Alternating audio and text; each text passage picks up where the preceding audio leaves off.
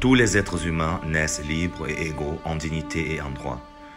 Tous les droits humains sont universels, interdépendants, indivisibles et intimement liés. L'orientation sexuelle et l'identité de genre font partie intégrante de la dignité et de l'humanité de toute personne. Elles ne doivent pas être à l'origine de discrimination ou d'abus.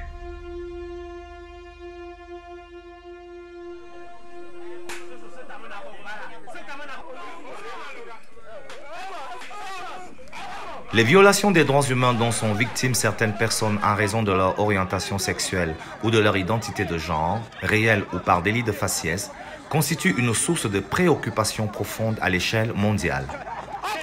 Elles se caractérisent par des intrusions dans la vie privée, des refus d'opportunités d'emploi et d'éducation, des détentions arbitraires, des violences physiques ou morales, des tortures et des mauvais traitements, des agressions et des viols, de graves discriminations empêchant la jouissance d'autres droits humains tels que le droit à la santé et les cas les plus graves vont jusqu'à des assassinats extrajudiciaires.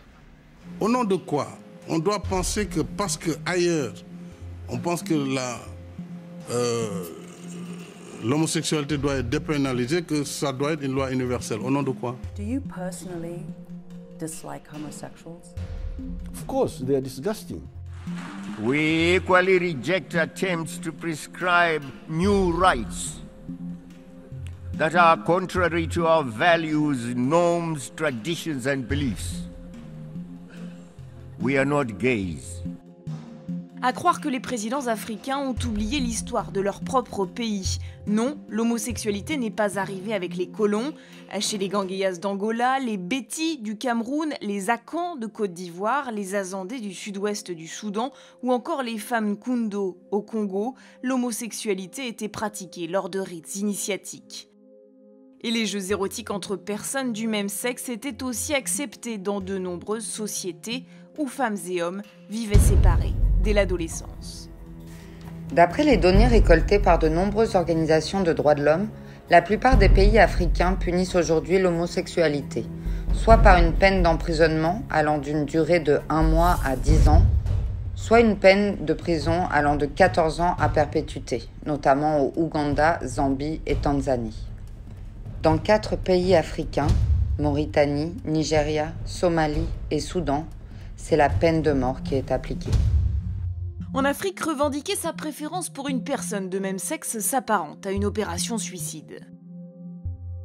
Selon un sondage, 78% des Africains préféreraient ne pas avoir de voisins homosexuels. Les moins amicaux envers les gays et lesbiennes sont les Sénégalais, Guinéens, Ougandais, Burkinabés et Nigériens. Il serait pire que la maladie à virus Ebola. Il serait même une malédiction pour la société à Burkinabé. Une société qui a décidé d'ailleurs de les mettre hors d'état de nuire. Sensibiliser ces homosexuels pour un changement de comportement, c'est la première méthode choisie par ces indignés du phénomène. L'étape 2 serait, selon eux, leur expulsion sans condition du quartier. Contrairement à la plupart de ces pays homophobes, l'Afrique du Sud autorise l'adoption et le mariage aux personnes de même sexe. Plusieurs autres pays des ACP ont légalisé l'homosexualité. Il s'agit de l'Angola, du Mozambique, des Seychelles et le Kenya qui est en processus de légalisation. Chaque individu a le devoir de respecter et de considérer ses semblables sans discrimination aucune et d'entretenir avec eux des relations qui permettent de promouvoir, de sauvegarder et de renforcer le respect et la tolérance réciproque. En Afrique, les organisations de la société civile sont actives malgré le danger que l'activité représente et l'absence de soutien financier provenant des gouvernements. Il s'agit avant tout d'actes de solidarité pour survivre. On n'a pas de locaux, on n'a pas de bureaux, on se débrouille quoi, par solidarité. Le Cameroun est de loin le champion des arrestations en matière d'homosexualité. Il n'y a rien qui puisse justifier une homophobie d'État, c'est-à-dire un crime d'État, parce que c'est de ça qu'il s'agit. Dès qu'il s'agit de discrimination érigée par l'État lui-même, on parle d'apartheid, c'est pareil. En Europe, la société civile travaille sur les questions d'asile et maintient un contact continu avec les associations LGBT en Afrique. Certaines d'entre elles ont un mandat global soutenu par des programmes internationaux. Elles participent à l'élaboration de documents officiels de référence comme les Guidelines pour la promotion et la protection des droits des personnes LGBTI, adoptées en 2013 par la Commission européenne. Dans le cadre des négociations actuelles pour l'adoption des accords post-Cotonou post-2020, le Conseil des ministres ACP de mai 2018 a adopté les principes directeurs et les objectifs principaux qui devront sous-tendre les 3 piliers de l'accord: le commerce, la coopération, le dialogue politique et plaidoyer. Malgré la subsistance de défis structurels majeurs liés à la pauvreté, l'Afrique connaît aujourd'hui un essor économique et politique incontestable sur la scène internationale. Il s'agit aujourd'hui de construire sur l'héritage de Cotonou et des leçons apprises afin de se projeter à l'horizon 2030, soit une génération pour faire évoluer les mentalités. Quel est donc le rôle des artistes de la diaspora africaine, conscients de leur impact sur le changement du cours de l'histoire? Les artistes sont un exemple des modèles relayés par les médias qui peuvent contribuer au changement des mentalités et donc des lois des pays. Quelle est la vision d'une Afrique de demain? Ce à quoi on s'est engagé pour répondre à l'évolution et la croissance des pays et la question de la jeunesse de ce continent qui représente l'avenir, une projection d'ici 2030. Les principaux points que soulève ce livre, c'est d'abord le droit à chacun d'avoir la vie qu'il choisit en fonction de ce qu'il est, pour autant bien sûr qu'il n'interfère pas négativement avec la vie des autres.